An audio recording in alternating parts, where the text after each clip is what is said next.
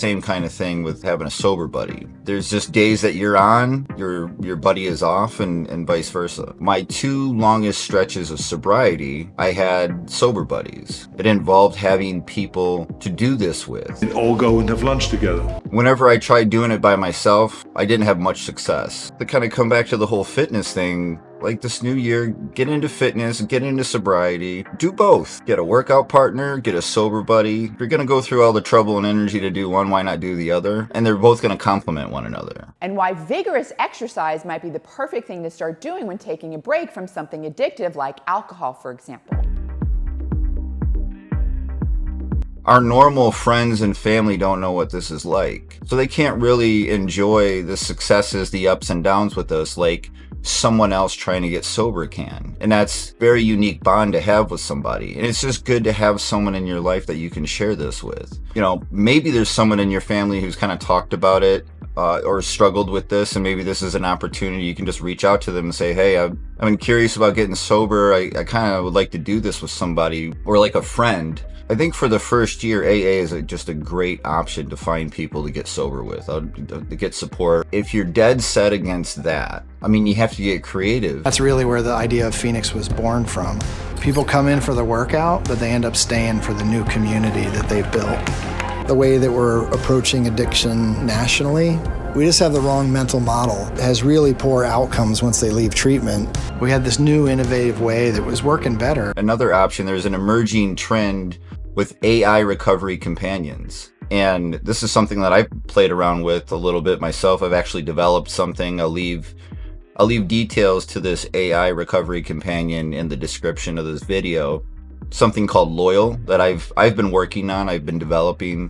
Well, it's for people in AA and people that don't have AA, but it's something. It's better than nothing. I mean, as crazy as it sounds, having an AI recovery companion is definitely better than nothing. Yeah, I mean, I suppose you could go online, like online groups, and just try to find people to connect with on there, right? I mean, because, you know, so for this new year, just make it a goal to find someone, whether it's online, in real life, at school, within your family, maybe visiting a couple AA meetings, or find someone to pair up with and do this thing with. So with batching, it's just easier to take 2 things and try to do them together than just the one thing by itself. Getting a sober buddy is a lot harder than it sounds. However, it's going to make things so much easier. It's going to make the process of getting sober and staying sober way easier. It's just getting the sober buddy in the first place is probably the biggest challenge. It's accountability. If you have a gym buddy, I always believe 100% in a training partner.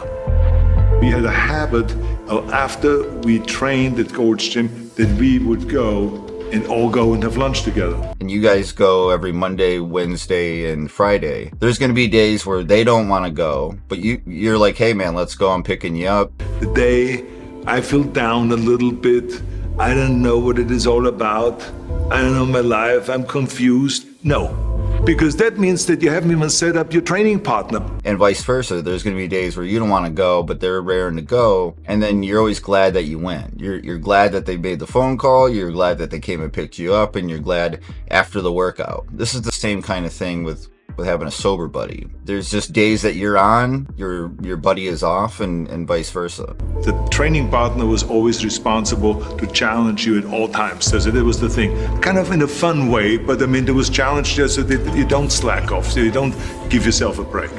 I mean, the other thing about all this, like why I'm trying to batch like the fitness thing, the exercise thing into this video, is because exercise in and of itself carries tremendous benefits for people in recovery, people trying to get sober. Good scientific research that says that exercise is one of the best ways to deal with drug cravings. I'm Dr. John Rady of Harvard University, the world's foremost authority on exercise in the brain. Turning the front part of their brain on, and that puts the brakes on the impulses.